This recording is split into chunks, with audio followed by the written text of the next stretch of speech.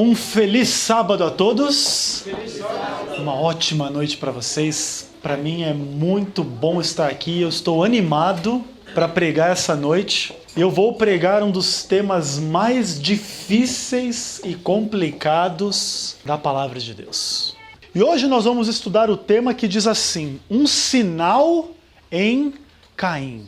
Abre a sua Bíblia aí em Gênesis capítulo 4. Nós vamos ler os versos 1 a 5 e depois os versos 8 a 16. E a Bíblia diz assim: coabitou o homem com Eva, sua mulher. Esta concebeu e deu à luz a Caim. Então disse: adquiri um varão com o auxílio do Senhor. Depois deu luz a Abel, seu irmão. Abel foi pastor de ovelhas e Caim, lavrador.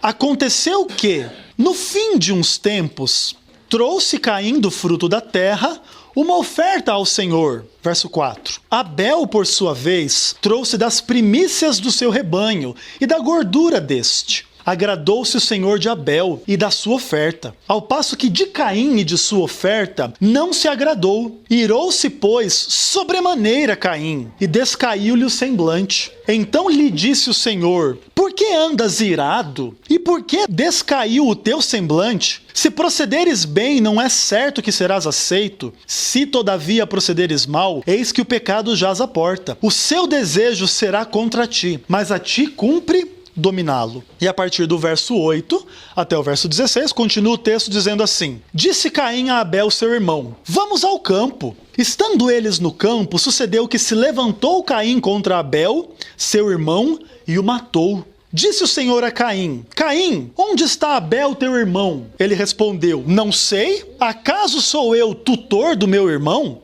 E disse Deus: que foi que você fez? A voz do sangue do teu irmão clama da terra a mim. És agora, pois, maldito por sobre a terra, cuja boca se abriu para receber das tuas mãos o sangue do teu irmão. Quando lavrares o solo, ele não te dará sua força. Você vai ser fugitivo e errante pela terra. Então disse Caim ao Senhor: o meu castigo é muito grande, eu não posso suportá-lo. Eis que hoje me lanças da face da terra, e da tua presença eu vou me esconder. Serei fugitivo e errante pela terra. Quem comigo me encontrar vai me matar. O Senhor, porém, lhe disse: assim, qualquer que matar a Caim será vingado 7 vezes. E pôs o Senhor um sinal em Caim, para que o não ferissem de morte quem quer que o encontrasse. Retirou-se Caim da presença do Senhor e habitou na terra de Nod, ao oriente do Éden. As pessoas deveriam se amar. Todas as pessoas. Não há razão para que a gente não ame as pessoas. Sejam elas brancas ou negras, altas ou baixas, gordas ou magras, homens ou mulheres, brasileiras ou americanas, ou japonesas ou africanas, mais ainda no ambiente familiar. E agora o pecado entra na humanidade e vai acontecer uma história como essa, terrível. E a Bíblia vai ensinar pra gente algumas coisas. Bom, as razões que levaram Deus se agradar da oferta de Abel e se desagradar da oferta de Caim, elas são interpretadas por muitas pessoas na seguinte direção: existe diferença em relação à obediência ao que Deus tinha já pré-ordenado no Jardim do Éden, quando o cordeiro precisou derramar o seu sangue para prover as vestes para Adão e Eva.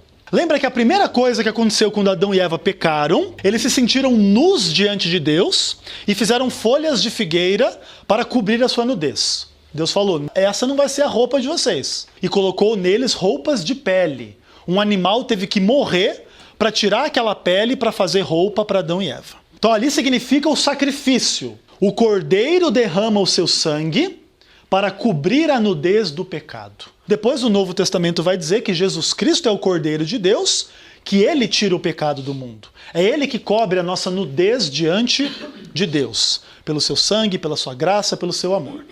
Isso quer dizer que Deus instituiu a fé no Cordeiro desde o Jardim do Éden. Chega uma hora então, Caim e Abel vão trazer as suas ofertas ao Senhor, e Abel traz o quê? Um sacrifício. E o que Caim traz? Frutas. Olha a diferença. Abel traz algo que está de acordo com o que Deus tinha ordenado. A salvação vem pelo sangue do Cordeiro. Caim não. Eu ofereço para Deus o que eu tenho, o que eu posso, que é o meu melhor nesse momento. Dessa forma, a oferta de Abel reconhecia a sabedoria de Deus em salvar os pecadores por meio do sangue do cordeiro. Abel entendeu, a gente agora nasceu pecador, a gente merece a ira de Deus, e pelo sangue do cordeiro nós podemos ser salvos. Então eu vou oferecer para Deus um cordeiro. Abel entendeu isso. Enquanto a oferta de Caim significava a rebelião de alguém que prefere buscar uma outra forma para estar em paz com Deus.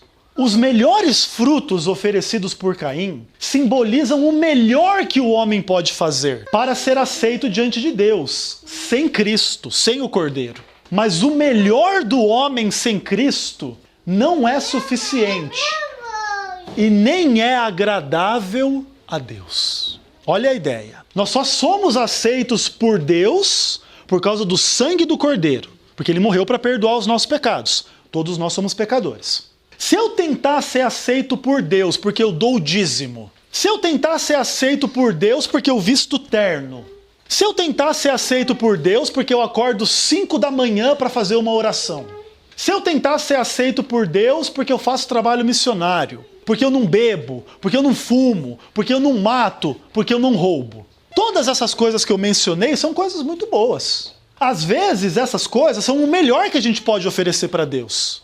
O melhor que a gente pode fazer ainda é pouco. Sem Cristo não tem salvação. Não adianta ser boa pessoa. Mas eu não mato, eu não roubo. Que ótimo, continue assim, não mate e não roube. Mas isso não quer dizer que você é uma pessoa sem pecado. Isso não quer dizer que você é uma pessoa perfeita. Isso não quer dizer que você não precisa de um Salvador. Pelo contrário, todos nós necessitamos do Salvador que derramou o seu sangue por nós.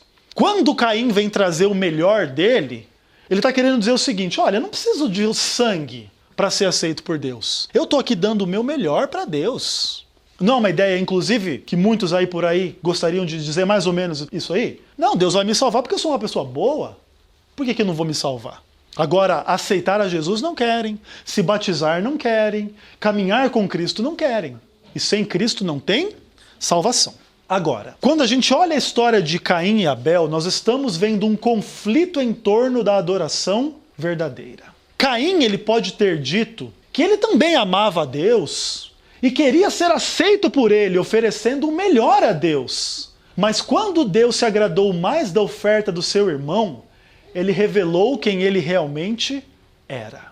Antes de Caim matar Abel, os dois foram oferecer algo para Deus. Abel disse assim: Senhor, eu te amo, eu te ofereço esse cordeiro. Caim também falou: Senhor, eu te amo, eu te ofereço aqui essas frutas. Só que quando Deus respondeu: Abel, gostei do que você fez. Você fez algo de acordo com o que eu instituí lá no Jardim do Éden. Gostei da tua oferta. Caim, você não fez o que é correto.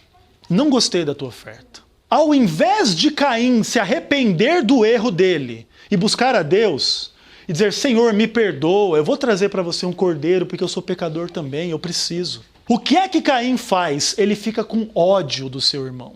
Fica irado, fica bravo, fica chateado. Aquele que desejou oferecer o seu melhor para Deus, mas foi repreendido, por fim demonstrou o caráter de alguém que odeia o seu irmão e transgride a lei de Deus. A lei de Deus diz: não matarás. Não faça para os outros o que você não gostaria que fizessem para você. Caim odeia o seu irmão. E a Bíblia tem algo pesado para dizer para Caim. A Bíblia diz assim: se alguém disser amo a Deus e odiar a seu irmão, é mentiroso. Pois aquele que não ama seu irmão a quem vê, não pode amar a Deus a quem não vê. 1 João 4, verso 20.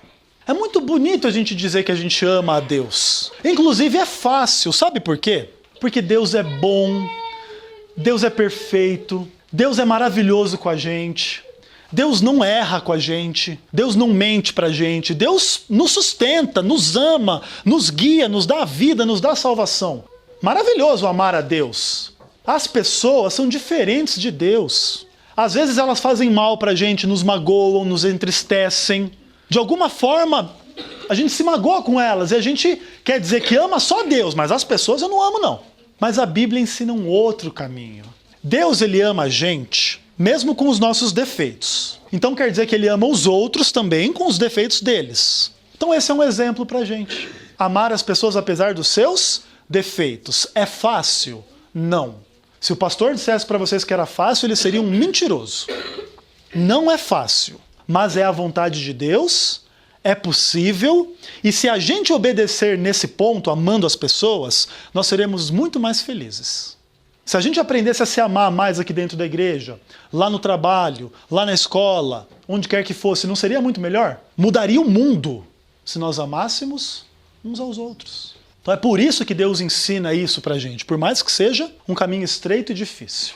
Depois que Caim matou Abel, a Bíblia diz que Deus colocou um sinal, uma marca em Caim, para protegê-lo da ira dos homens, para que se cumprisse nele a ira de Deus. Olha só essa ideia. Caim matou seu irmão, Deus aparece para ele, cadê seu irmão? Não sei. Mentiroso, mentindo para Deus. Ah, você não sabe, né? Mas deixa eu te dizer do que eu sei. Deus falando. Eu sei que o sangue do seu irmão está clamando por mim. E você que usou as tuas mãos para derramar o sangue dele, você pode plantar o que você quiser, que eu vou amaldiçoar a tua terra. Que maldição terrível. Aí Caim diz assim, ah, mas eu não suporto isso. Vou morrer, vou embora aqui, o primeiro que me encontrar vai me matar. Aí Deus fala assim, não vai ser assim. Eu vou colocar uma marca em você, um sinal, para que aqueles que olhem para você saibam quem você é e saibam que se alguém matar Caim, vai ser vingado 7 vezes. Porque você vai sofrer a ira de Deus, não é a ira dos homens. Caim está protegido contra a ira dos homens. Os homens vão encontrar ele, vão ver que é Caim, vão lembrar da maldição que Deus deu, não vou chegar nem perto desse aí, deixa eu ir para o outro lado. Caim está andando no lado da rua, você atravessa do outro lado. Você não quer nem encontrar esse cara. Está amaldiçoado por Deus esse homem. Agora ele vai sofrer a ira de Deus. A maldição pelo pecado que ele realizou. Entendam bem essa ideia porque vai ser importante para a gente entender o livro do Apocalipse. Em Apocalipse capítulo 7, dos versos 1 a 3, nós lemos isso na quinta-feira. Se diz que os anjos estavam segurando os 4 ventos do céu para que os ventos não soprassem sobre as árvores, não danificassem a terra, até que os 144 mil recebessem uma marca sobre a fronte, sobre a sua testa. Então até aquele momento não poderiam ser liberados os ventos que destroem a terra. Essa é a ideia do Apocalipse. Ou seja, em Apocalipse 7, um sinal, um selo é colocado sobre a fronte dos 144 mil para os proteger da ira de Deus. Vão cair as últimas pragas do livro do Apocalipse, capítulo 16. O mundo inteiro que adora a besta vai receber as pragas. Só quem não vai receber é quem? Quem tiver com o selo de Deus. Esse as pragas não vão encostar. Essa é uma ideia paralela ao livro de Ezequiel, capítulo 9, versos 4 a 6. Dá uma abridinha na Bíblia aí, para vocês entenderem bem o contexto dessa ideia.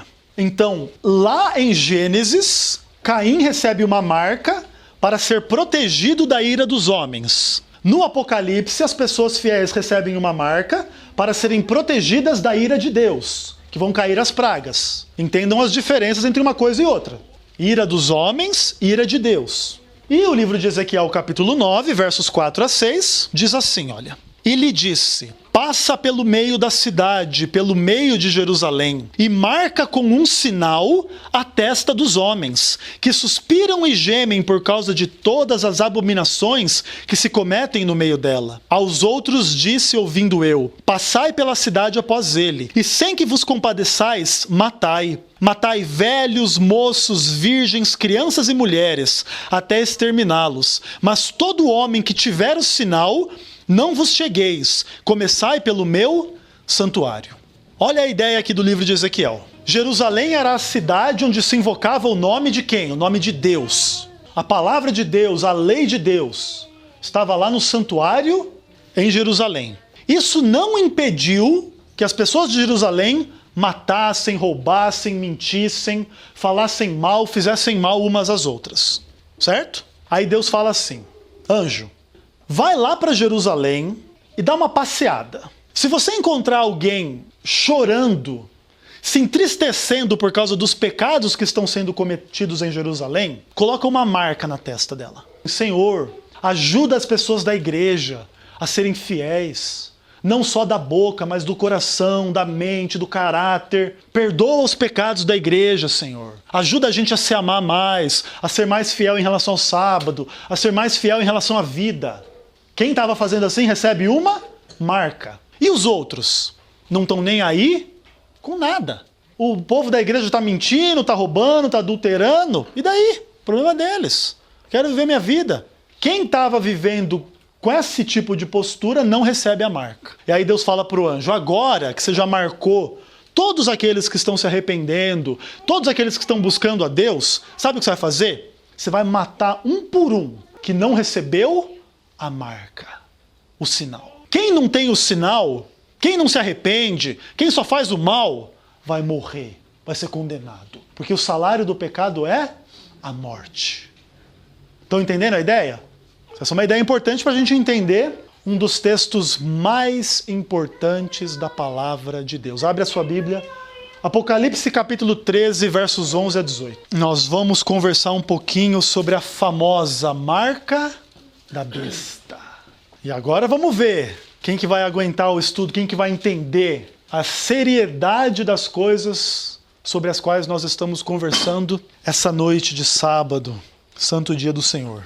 Bom, a Bíblia diz assim a partir do verso 11. Vi ainda outra besta emergir da terra, possuía 2 chifres parecendo cordeiro, mas falava como um dragão. Exerce toda a autoridade da primeira besta na sua presença. Faz com que a terra e os seus habitantes adorem a primeira besta, cuja ferida mortal fora curada. Também opera grandes sinais, de maneira que até fogo faz descer do céu, a terra, diante dos homens. Seduz os que habitam sobre a terra por causa dos sinais que lhe foi dado executar diante da besta. Dizendo aos que habitam sobre a terra que façam uma imagem à besta, aquela que ferida a espada sobreviveu. E lhe foi dado comunicar fôlego à imagem da besta, para que não só a imagem falasse, mas ainda fizesse morrer quantos não adorassem a imagem da besta. A todos os pequenos e grandes, ricos e pobres, livres e escravos, faz com que lhes seja dada certa marca sobre a mão,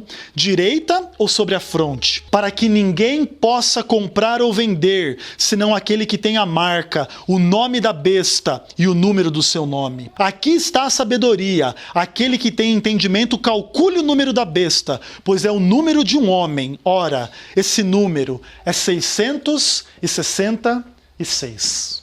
Olha só a seriedade das imagens que a Bíblia nos traz. Eu separei para o nosso estudo de hoje 3 características da marca da besta. Primeira delas, quem recebe a marca da besta está protegido da ira dos homens, mas está debaixo da ira de Deus. Apocalipse 14, verso 9 a 11. Lembra de Caim? Caim recebeu uma marca, ele estaria protegido da ira dos homens, os homens não iriam matá-lo, mas ele iria estar debaixo da ira de Deus. A marca da besta no Apocalipse é a mesma coisa. Quem não tiver a marca não vai poder comprar ou vender. Essa é outra característica da marca. Quem não adora a imagem da besta não vai poder comprar ou vender. A ideia é a seguinte, quem recebe a marca está protegido. Se você receber a marca da besta, você vai poder comprar ou vender normalmente. Ainda mais no mundo de hoje, onde tudo virou dinheiro. Comida é dinheiro, roupa é dinheiro, carro é dinheiro, tudo é dinheiro. Quando os homens proibirem quem não adorar a besta de comprar ou vender, o que isso significa? É um decreto de morte. Você não tem o que comer mais na sua casa, a menos que você adore a besta. Olha o quanto é pesado o livro do Apocalipse. E por fim, a terceira característica, essa marca da besta está relacionada com o número 666. Vamos lá. De forma bem resumida, vocês devem já entender que eu gosto de falar bastante, né? Alguns dias aqui eu atrasei assim 5, 10, 15 minutinhos falando muito. Hoje eu também vou falar muito. Mas eu vou falar de forma resumida, porque esse assunto é enorme. Eu poderia fazer uma semana de oração só sobre marca da besta. Mas nós vamos pregar isso só hoje. Então, tenham paciência comigo para a gente entender o que está acontecendo. E eu vou mostrar para vocês o seguinte. A visão adventista tradicional a respeito da marca da besta. Qual é a posição da igreja sobre isso. Segundo, a visão evangélica atual. Porque os evangélicos creem de forma diferente do que nós cremos. Depois eu vou explicar um pouquinho sobre o catolicismo também. O que os católicos pensam sobre isso. E eu vou analisar pontos fortes e pontos fracos das duas posições. Tanto da posição adventista quanto da posição evangélica. E vou oferecer no final algumas conclusões. Então eu vou mostrar para vocês um pouquinho agora do que a Igreja Adventista do Sétimo Dia pensa a respeito dessa profecia, que é uma profecia difícil de ser interpretada. Não é uma profecia simples. Então vamos lá. A visão adventista tradicional. Baseando-se nos livros de Daniel, capítulo 7 e capítulo 8. Segunda carta de Paulo aos Tessalonicenses, capítulo 2. E Apocalipse, capítulo 13, capítulo 17 e 18. A Igreja Adventista do Sétimo Dia identifica a besta como a Igreja Católica Romana. Quanto tempo eu preciso para explicar isso aqui para vocês? Pouco tempo ou muito tempo? Muito tempo, né? Com essa história da troca do Papa, eu comecei a produzir uma série de estudos bíblicos sobre a Igreja Católica Romana. Eu já produzi 6, meia hora cada um, dá mais ou menos umas 3 horas de conteúdo. A gente não tem 3 horas para conversar aqui sobre isso. Então vocês entendem que eu vou passar aqui por alto, vou explicar para vocês por cima. Mas se vocês quiserem conteúdo, tem muito conteúdo sobre isso. Em resumo, a Bíblia conta que depois do reino da Grécia, lá em Daniel 7 e Daniel 8, iria surgir um reino que é representado por uma besta, um animal, espantoso e terrível, e nesse bicho, nesse animal, surgiam 10 chifres. Aí no meio desses 10 chifres subia um chifre pequeno, que derrubava 3, e esse chifre iria fazer algumas coisas, e dentre elas iria mudar a lei de Deus. Daniel 7, verso 25. E mudará os tempos e a lei de Deus. Eu gostaria que você, se você é católico, e quisesse entender isso, pergunta para o padre. Padre, quais são os 10 mandamentos? E anota. Pega um papel e anota. O padre vai te dizer os 10 mandamentos. Depois você lê na Bíblia os 10 mandamentos. Aí você vai dizer se são iguais ou se são diferentes. Mudar os tempos e a lei. Agora a pergunta é, quem pode mudar a lei de Deus? Deus pode dizer, guarde o sábado. Aí o Papa, o padre, quem quer que seja, diz, guarde o domingo. A quem as pessoas estão seguindo? A Deus ou ao homem? Vocês entendem a diferença? Que é uma questão complicada. Eu não estou dizendo isso porque eu não gosto de católico, porque eu quero que o católico venha aqui para a minha igreja e me dê o dízimo. Não estou preocupado com isso. A ideia é a seguinte, a Bíblia é séria no que a Bíblia diz. Então se a Bíblia diz uma coisa e o padre, o Papa diz outra, você pode escolher seguir o padre e o Papa. Só que aí você tem que estar ciente que você está seguindo alguém que falou diferente do que Deus disse. Tem que estar claro isso, porque senão fica difícil entender a questão. O que mais? 2 Tessalonicenses capítulo 2 diz que iria surgir um homem que é chamado do homem da iniquidade. E diz assim, que ele iria se sentar no trono de Deus, ostentando-se como se fosse Deus. Aí você vai analisar, por exemplo, tiveram muitas notícias sobre o Papa Bento XVI que se afastou, e o Papa Francisco que foi o quê? Entronizado. Vocês lembram dessa história aí? Na mídia, na televisão? Ele foi entronizado. Agora ele é o verdadeiro líder da Igreja Católica. Entronizado. Aí você vai lá para 2 Tessalonicenses 2. O que o homem da iniquidade vai fazer? Vai se sentar no trono, no santuário de Deus, que é a igreja, que nós somos o santuário de Deus, nós somos o templo de Deus. Esse homem vai sentar no trono, na igreja, querendo parecer Deus, querendo dizer que ele pode dizer o que Deus não disse. Ensinar o que Deus não ensinou. Entende a implicação? É uma coisa pesada, não é uma coisa simples. E também Apocalipse 13 e Apocalipse 17 e 18 vão falar da besta. E lembra lá do Apocalipse 17 e 18, quando a besta é descrita como uma grande prostituta. Cheia de ouro, cheia de pérolas, pedras preciosas, vestida de escarlata, que é vermelho, e púrpura. Quais são as cores que os bispos da Igreja Católica usam nas suas roupas? Púrpura, e escarlate. Dá para ser mais claro do que isso a Bíblia? Você entende que a Bíblia é perfeita? Ela diz assim, ela dá um nome da besta. Ó, ela vai se vestir de ouro, riquíssima. Ela vai dominar o mundo inteiro. Consegue entender a seriedade do que a gente está dizendo? Não é porque eu não gosto de católico, muito pelo contrário. Na minha família existem católicos, a gente os ama, a gente... Normal. Não vou brigar com o católico, dizer que ele vai para o inferno, não é isso. Jesus morreu para salvar todos os católicos. Agora, o que ele diz é, sai dela, povo meu, para não participar dos seus pecados. É isso. Adiante. Baseando-se também em Êxodo capítulo 20, versos 8 a 11, que é o mandamento do sábado. Lembra do mandamento. Lembra-te do dia de sábado para o santificar. 6 dias fez o Senhor o céu e a terra, descansou no 7º, e o 7º dia é o dia para a gente guardar. Certo? Lembra do mandamento. Depois, em Isaías 8, verso 16, nós lemos ontem, se diz que é para selar a lei no coração dos discípulos. Sela a lei no coração dos meus discípulos. Ezequiel 20, verso 20, diz que o sábado é um sinal entre Deus e o homem. Que interessante, é um sinal entre Deus e o homem. E Apocalipse 7, 1 a 3, fala que o selo de Deus, esse sinal, vai ser colocado na fronte dos 144 mil, para eles não receberem as últimas pragas. Diante de tudo isso, a Igreja Adventista do 7º dia crê que a obediência ao mandamento do sábado sela a lei de Deus no coração dos discípulos de Jesus, que é o Senhor do sábado. Lembra de Marcos 2, 28? Jesus é o Senhor do sábado. Ele é o Senhor do domingo? Não. A Bíblia não diz isso. Adiante. Baseando-se na própria doutrina católica romana, a respeito da sua própria autoridade em mudar o dia santificado de Deus do sábado para o domingo, a Igreja Adventista do 7º dia passou a entender que a santificação do falso sábado, que é o domingo, como o sinal ou a marca da besta, o sinal da autoridade humana. Entendam a implicação. A gente tem um monte de texto que revela esse poder político e religioso que a Igreja Católica tem, e essa igreja não esconde que a Bíblia manda guardar o sábado, mas eles mandam guardar o domingo. A ideia do catolicismo é assim, que a igreja tem autoridade de falar o que quiser.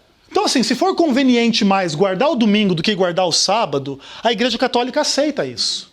E ensina o povo a guardar o domingo. Vocês entendem como que funciona a mentalidade católica? Ela não diz que está na Bíblia para guardar o domingo. Não. Lê o catecismo da Igreja Católica, lá está escrito para guardar o sábado. Aí eles interpretam lá e fazem um monte de malabarismo para tentar dizer ao povo, não, mas agora o domingo é o verdadeiro sábado. Loucura! E no fim das contas, o que é? Deus mandou guardar um dia, eles estão guardando outro. E a gente entende isso como o quê? Esse é o sinal. Da mesma forma que o sábado é um sinal de Deus, esse dia é um sinal de um outro poder, que fala o que Deus não falou. O que mais?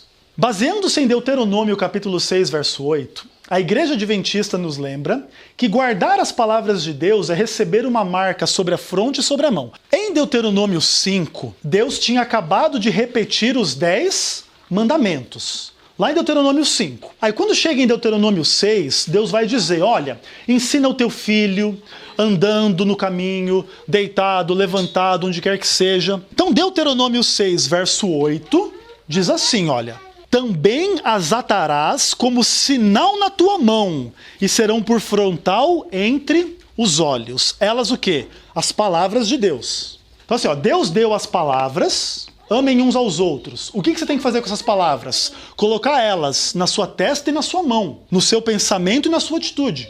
Entendeu? É isso que é para fazer. Deus não deu a Bíblia só para a gente ter um livro. É para a gente ter na nossa mente e na nossa mão, no nosso trabalho, nas nossas obras.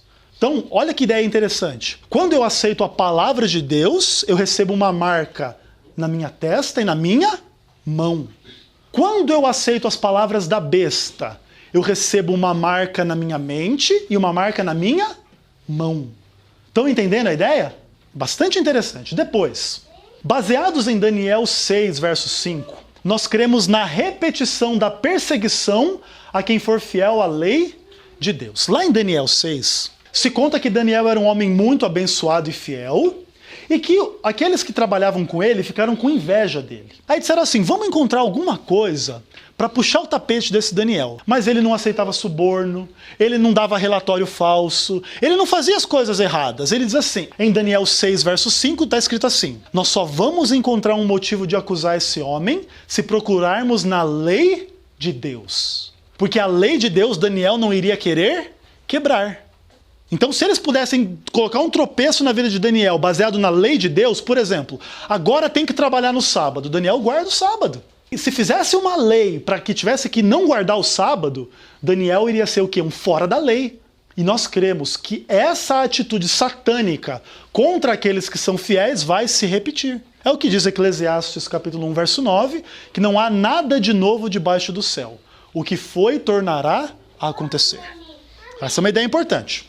O que mais? A gente também ensina que guardar o domingo é a marca da besta, baseados no espírito de profecia. Ellen White escreve assim, o sinal da besta é o dia do repouso papal, Evangelismo, página 234. Ela diz também, quando vier a prova, será mostrado claramente o que é a marca da besta. Ela é a observância do domingo. Comentário Bíblico Adventista, volume 7, página 980. Ela diz mais, o sinal ou selo de Deus é revelado na observância do sábado do sétimo dia, o memorial divino da criação. A marca da besta é o oposto disso, a observância do primeiro dia da semana, sob a autoridade da besta. E depois, em Testemunhos Especiais para Battle Creek, páginas 6 e 7, a todos os pequenos e grandes, faz com que seja dada certa marca sobre a mão direita ou sobre a fronte. Os homens não só deverão não trabalhar no domingo, mas também reconhecer que o domingo é um dia santo. Para terminar, a visão adventista do sétimo dia em relação ao número 666 é a seguinte. Alguns ligam esse número ao título papal Vicaris Filii Dei, título do Papa, né, o Vigário de Cristo, que em latim você conta os números, lembra que tem número romano na escola, né? Então V é o número 5 e etc. Então, contando os números das letras romanas desse título Vicaris Filii Dei, que é o título do Papa, você tem 666. Alguns interpretam assim. Outros interpretam que o número 666 é uma alusão ao sistema matemático sexagenal desenvolvido na Babilônia e representa a imperfeição pecaminosa humana em contraste com a perfeição simbolizada pelo número 7. Vou explicar bem fácil isso para vocês. O homem foi criado no 6º dia da criação, certo? No 7º dia Deus descansou, a sua obra foi completada, ela foi perfeita. Então, o 6 é aquele número que quase chega na perfeição, mas não chega. Entende essa ideia? Ele é um número imperfeito, ele é um número do homem. Então, quando a Bíblia diz do número 6, 6 e 6, ela está dizendo que é quando o homem se coloca no poder. É quando o homem se coloca no lugar de Deus. É quando Deus manda guardar o sábado e o homem manda guardar o domingo. E você obedece a quem? Estão entendendo a ideia? É uma marca de um homem, é um cara que manda. E se você seguir esse homem, que é chamado de a besta, você não vai seguir a Deus. E aí o livro de Atos vai dizer assim, importa antes obedecer a Deus do que aos homens. Essa é uma ideia importante. Agora, vamos entender um pouco da visão evangélica atual. Para a gente entender a visão evangélica sobre a questão da marca da besta, nós precisamos saber como que a Igreja Católica enfrentou as acusações de ser a besta do Apocalipse e os sistemas interpretativos que ela criou para fazer frente ao forte ataque protestante. Lá no século XV, século XVI, há muito tempo atrás, o protestantismo surgiu batendo na Igreja Católica. É assim que dividiu as igrejas. Antes só tinha igreja católica, em grande parte do mundo. Tirando lá a igreja ortodoxa e etc., era tudo igreja católica. Quando Martinho Lutero racha com a igreja, ele vai acusar a igreja católica de ser a Babilônia. A mulher vestida de ouro, a prostituta que bebe um cálice de abominação. Lembra que nas igrejas católicas tem um cálice que o padre dá a hóstia para as pessoas. Então tudo isso é uma imagem muito forte, que apela de forma muito forte para a gente crer que o catolicismo é a besta. Só que a Igreja Católica não é burra.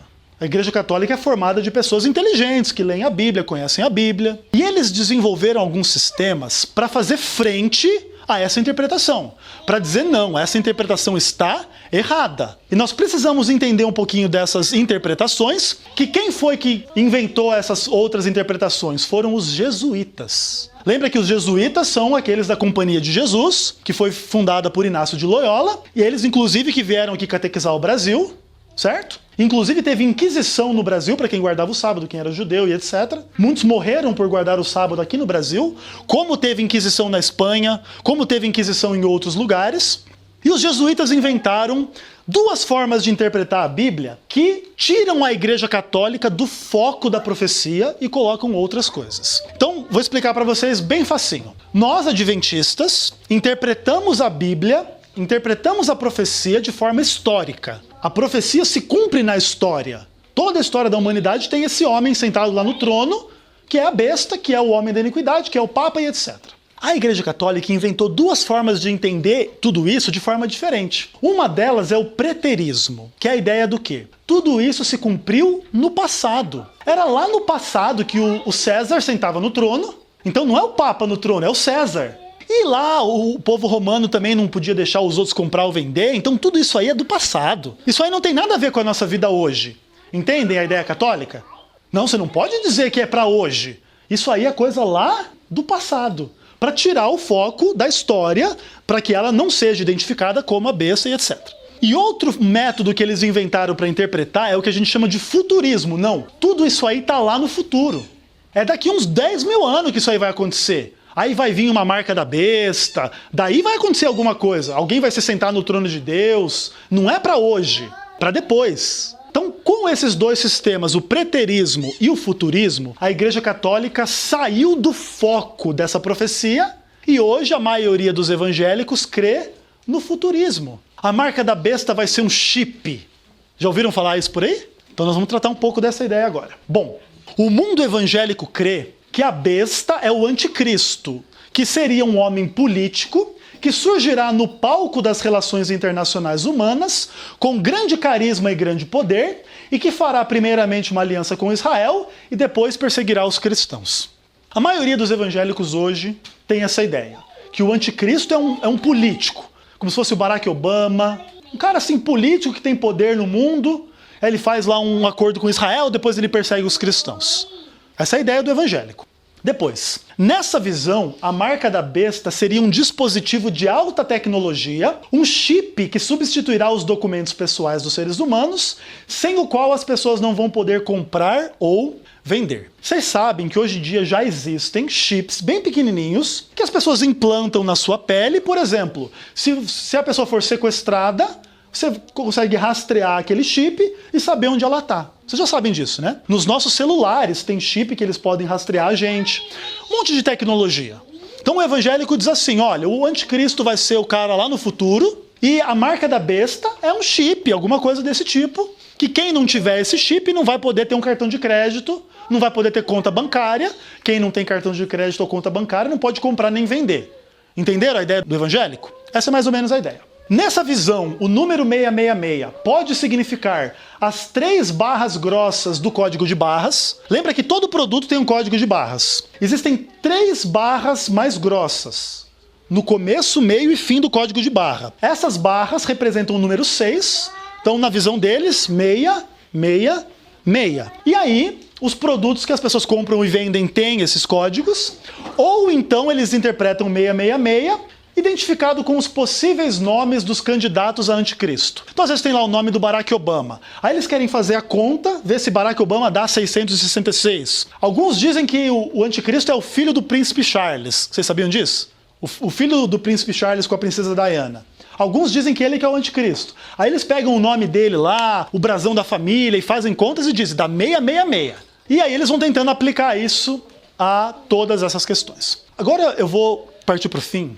Eu vou explicar para vocês os pontos fortes e fracos, tanto da posição adventista quanto da posição evangélica, e vamos concluir.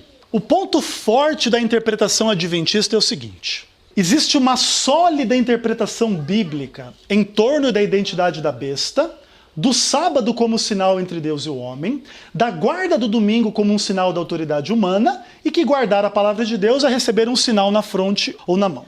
Essa é a posição forte adventista. Nós estamos ancorados para dizer isso em muitos textos, em textos claros da Bíblia, numa interpretação sólida. Então a gente não pode desprezar isso. Qual que é o ponto fraco da interpretação adventista? É que a gente não explica como que as pessoas não vão poder comprar ou vender. Isso na nossa explicação não está muito claro. Já pensou você chegar no mercado, pega lá 1 quilo de arroz, feijão e tal, vai passar, aí a mulher do caixa diz assim, você guarda o sábado ou o domingo? Eu guardo o sábado, não pode comprar. Não, é muito fraco isso, né? Não é uma coisa assim muito sólida, muito palpável. A igreja não ensina isso, mas como é que vai ser que vai funcionar esse sistema para que quem guarda o sábado não possa comprar ou vender? Isso não está muito claro ainda. Então essa é uma das questões fracas da nossa interpretação. Uma outra questão fraca também é que a gente diz que o mundo vai guardar o domingo como se fosse uma coisa assim religiosa, entre aspas, só que o mundo está cada vez mais ateu e tem outras religiões também, né? Tem o mundo islâmico, tem um pessoal lá no Oriente, budismo, o povo tá nem aí para guardar sábado, domingo, não quer guardar dia nenhum. Então isso também é um desafio para a nossa compreensão, porque a Bíblia diz que a marca da besta vai ser algo mundial, universal. Todo mundo vai receber, e quem não receber não vai poder comprar ou vender. Então assim, a nossa posição ela é muito forte em sentido bíblico, mas nessa aplicação de como que o sistema vai funcionar, a gente ainda está precisando desenvolver melhor o nosso pensamento. Tá entendido? Do lado evangélico, o que é a posição forte da interpretação evangélica? É que existe realmente a possibilidade de que no futuro breve, esse sistema tecnológico, ele vem assim, ele tem potencial de cumprir a profecia, de forma radical, de forma inimaginável nas gerações anteriores. Esse é um ponto forte. Se a marca da besta incluir essa ideia do chip, do cartão de crédito e tal, isso é algo fantástico, algo que João não poderia jamais imaginar. João viveu há 2000 anos atrás. Essa é uma tecnologia super moderna. Rede de computadores ligados nos bancos. Você passa um cartão de crédito hoje aqui, a transação vai lá para Brasília, vai lá para o mundo inteiro, na internet. Então hoje a tecnologia é uma coisa fantástica. E essa tecnologia realmente ela tem potencial de cumprir a profecia. Hoje qualquer boteco aí tem maquininha de cartão de crédito. Se o cartão de crédito sair do cartão e entrar na sua pele, vai mudar pouca coisa. Então tem um potencial forte aí desse sistema incluir a questão da marca da besta. Qual que é o ponto fraco dessa interpretação? É que eles não sabem quem é a besta, por exemplo. Porque se a marca é a marca da besta, o mundo evangélico interpretar a besta como se fosse a Dilma, o Barack Obama, é muito fraco. Não é uma coisa forte. Diferente da nossa posição, que é bem sólida na Bíblia. Vocês estão entendendo, então, as forças e as fraquezas das duas ideias? Então tá bom, vamos concluir. Nós não devemos abandonar a posição tradicional adventista, e isso por causa da solidez da interpretação sob a qual ela está fundamentada. Mas precisamos reconhecer que a tecnologia pode, sim, desempenhar algum papel no sistema que pode terminar por impedir aqueles que são fiéis a Deus de terem o direito de comprar ou vender. A gente não deve abandonar a nossa interpretação, porque ela é muito forte. Mas a gente tem que entender que a tecnologia está aí, ela tem o potencial de realmente se cumprir, e aí a gente tem que estar de olho aberto com isso. Depois, nessa direção, o sistema tecnológico, esse aqui é o chipzinho que eles querem implantar, visto assim grande, ele não seria em si mesmo a marca da besta, mas talvez um instrumento usado para identificar ou para diferenciar aqueles que aceitam os mandamentos de Deus e aqueles que não aceitam. Como a Bíblia já preconizou isso há muito tempo atrás, eu, particularmente posição minha, eu não aceito que implante nada em mim. Por via das dúvidas, meu irmão, não encosta em mim não. Deus me livre, não chega perto de mim.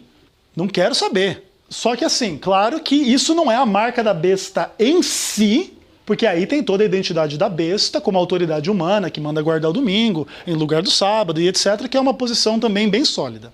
Por um outro lado também, se houver um governo mundial no futuro breve, porque vocês sabem que o caminho natural do mundo é acabar dinheiro de papel. Dinheiro de papel dá muito custo. E hoje em dia todo mundo tem cartão, então, inclusive hoje em dia já diminuiu muito a transação com dinheiro e muitos é só com cartão. Nós que vendemos às vezes livros de casa em casa na comportagem, se você tivesse uma máquina de cartão eu comprava. Mas dinheiro eu não tenho. Porque muitas pessoas só usam cartão. Então assim, se tiver um governo mundial que acabe com o dinheiro e o dinheiro vai virar só eletrônico, então esse governo mundial, se ele mandar guardar o domingo, obrigar as pessoas a trabalhar no sábado e guardar o domingo, você já tem uma junção das duas ideias. Existe o sistema tecnológico, mas por detrás desse sistema está a autoridade do homem em mudar o que Deus falou. Tentam entender um pouco das implicações disso. E por fim, somente os que amam a Deus e guardam os seus mandamentos não receberão a marca da besta.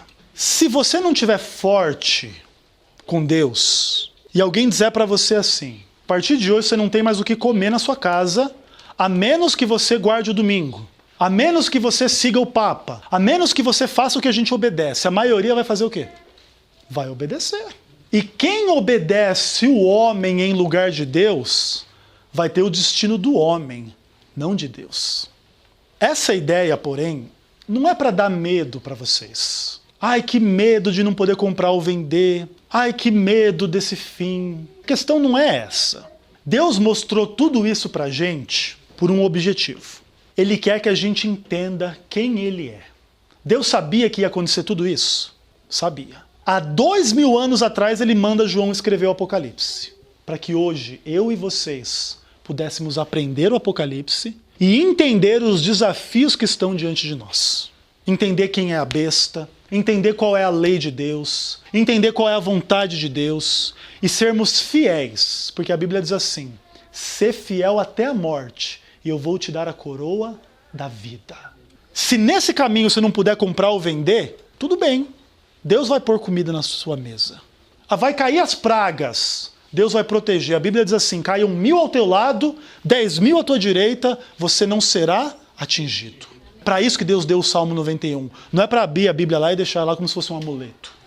É para saber a verdade. Não importa o que aconteça. Quem ama a Deus, quem ama as pessoas, quem cumpre a vontade de Deus, pode morrer. Tá bom, eu não posso comprar ou vender, eu morri de fome. 1 segundo depois que Jesus volta, eu vou me encontrar com Ele. E eu nunca mais vou ter fome. E eu nunca mais vou ter sede. E eu nunca mais vou ter sofrimento. Porque eu vou estar glorificado com Cristo para sempre. O nosso sofrimento vai ser curtinho em comparação com a eternidade de prazer e amor infinitos. Em comparação, quem receber a marca da besta ainda vai viver bem no mundo por um pouquinho de tempo. Quem receber a marca, um pouquinho mais de tempo, vai poder comprar, vai poder vender, vai viver em paz. Agora, a Bíblia é muito clara. Quem recebe a marca da besta, como Caim tinha a sua marca, receberá a ira de Deus.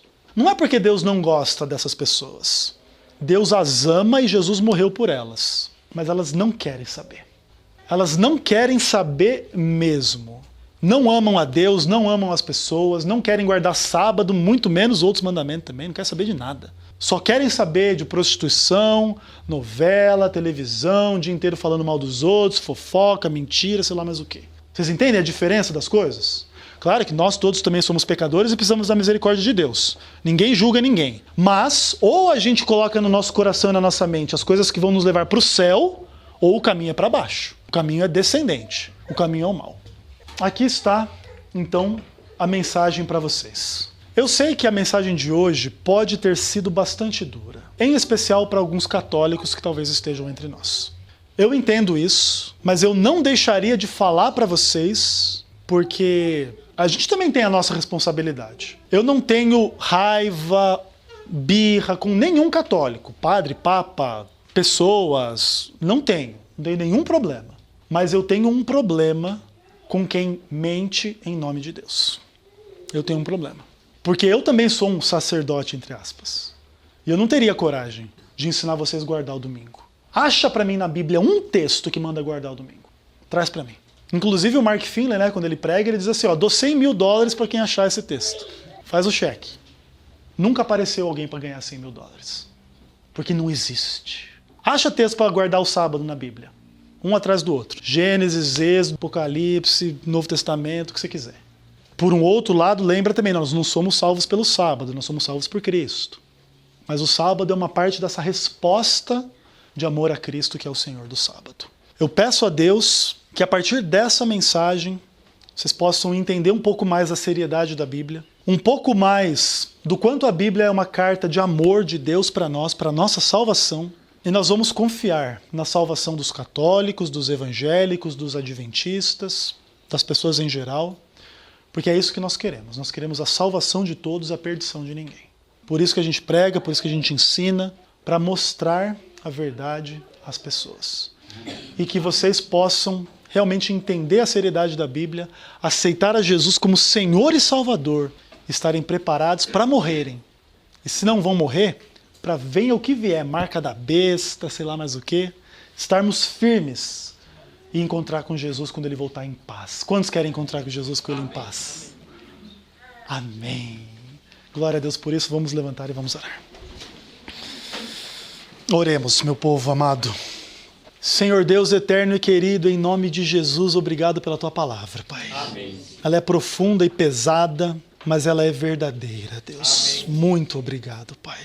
Nós não queremos essa marca sobre nós, Pai. A marca da besta, a marca do pecado, a marca do mal. Mas nós queremos sim, Pai, o Teu selo sobre a testa de cada um de nós, Pai. Amém. O selo do Teu Espírito, o selo da Tua lei, com a qual nós Te amamos e amamos uns aos outros, Pai. Amém. Nós não queremos seguir o caminho de Caim, Pai. Nós queremos Te adorar e oferecer o Cordeiro em nosso lugar, Pai. Amém. Que Jesus seja o nosso Salvador, que o sangue dele perdoe todos os nossos pecados, Pai. Amém. Por favor, abençoa os católicos que estiveram conosco, possam entender a seriedade do que falamos e possam se decidir por seguir a Tua palavra em vez da palavra dos homens, Pai. Amém. Também pedimos a nós que já somos adventistas, Senhor, reavive a nossa fé e nos ensine a guardar o sábado, não para se salvar, mas para louvar o Teu nome pela salvação que Jesus nos dá, Pai. Amém. Obrigado por tudo, dá-nos um bom lanche agora à noite, dá-nos uma boa volta para casa e amanhã um sábado feliz para Te adorar em nome de Jesus. Amém. Amém.